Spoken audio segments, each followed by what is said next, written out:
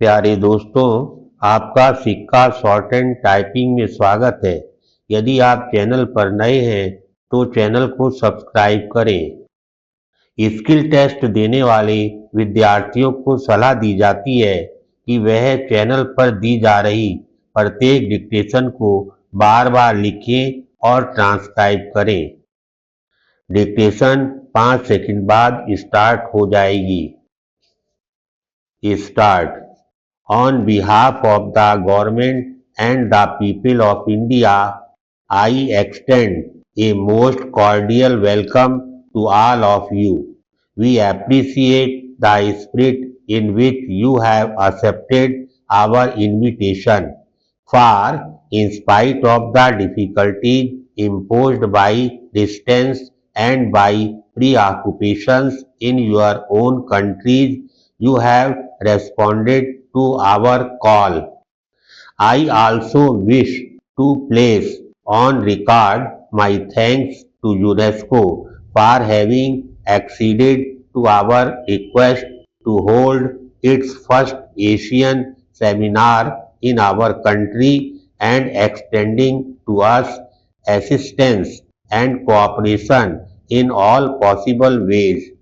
You have met here today to discuss what is perhaps the most important and vital problem for all Asia: the welfare, progress, and prosperity of any state depends upon the quality of its citizens, and this in turn depends upon the education which molds their character and shapes their thoughts. A sound system of education is important for all countries. It is still more important for the countries of Asia. Here we are witnessing a new awakening after centuries of slumber and inactivity.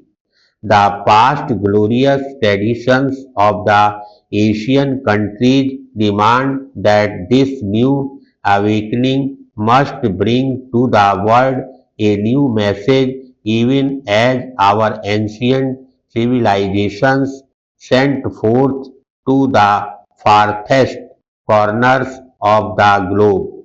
For Asia gave to the world its religions, philosophies, cultures, and civilizations.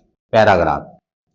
The challenge of our ancient traditions and the spiritual poverty of our immediate past both require from the peoples of Asia an exceedingly great effort for the reconstruction of their lives in all spheres.